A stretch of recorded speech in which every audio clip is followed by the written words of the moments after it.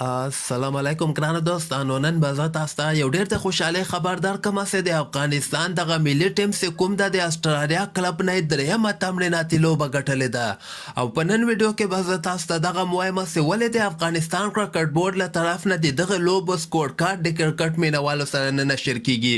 ویډیو تر اخره پورې وګورئ، په هر څه به تاسو پوه شئ. زه به تاسو ته وایم چې پرون د افغانستان او د اسټرالیا یو کلب چې کوم ده هغوی خپله هسې پریکټس لوبه ترسره کړله، خو په دغه لوبه کې ښه خبر دغه ده چې افغانستان ورنه دغه درېیمه تمریناتي لوبه ګټلې ده.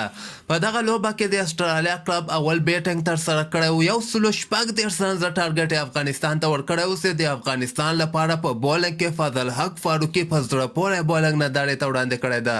فضل حق فاروقي 3 لوبغاړي آوټ کړي، رشید خان هم 2 لوبغاړي آوټ کړي دي او همدغسې محمد نبي او عظمت الله عمرزیم یو لوبغاړی آوټ کړی ده. خو بل طرف ته د افغانستان لوبغاړو ډېر ښه سټارټ واخیسته.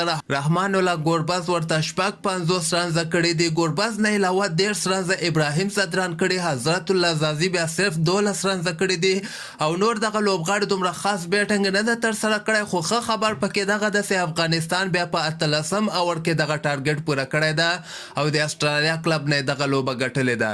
او بل به زه تاسو ته وایم چې ولې افغانستان کرکټ بورډ د دغه لوبو یعنې سکور کارډ موږ او تاسو سره نه نشر کوي. دغه لوبه اصل کې پرون ترسره شوله، خو دغه سکور کارډ نن ماته چې کوم خبر راغلی ده هغه زه تاسو سره شریکوم. دغه لوبو سکور کارډ ځکه نه نشر کیږي چې دغه د اسټرالیا کلب چې کوم ده دا وایي دومره غټ کلب هم نه ده، یعنې معمولي غوندې کلب سره افغانستان لوبیږي او دغه کې بعضې لوبغاړي چې کله کمي د افغانستان نیم لوبغاړي هغه کلب سره لوبیږي او نیم لوبغاړي افغانستان ونه، یعنې 2 ټیمونه یې جوړ کړي دوی خپلو کې د افغانستان هغه ریزرو لوبغاړي هم لوبه ترسره کیي.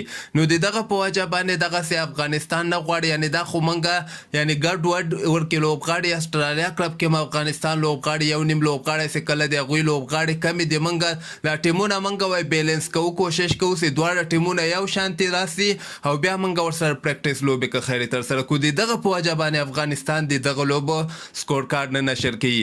یوه بله تمریناتي لوبه هم که خیرې ترسره کیدونکې ده، هغه نه وروسته به بیا که خیرې 18 تاریخ باندې افغانستان بنګلادیش سره وارم اپ لوبه په T20 ورلډ کپ کې ترسره کی.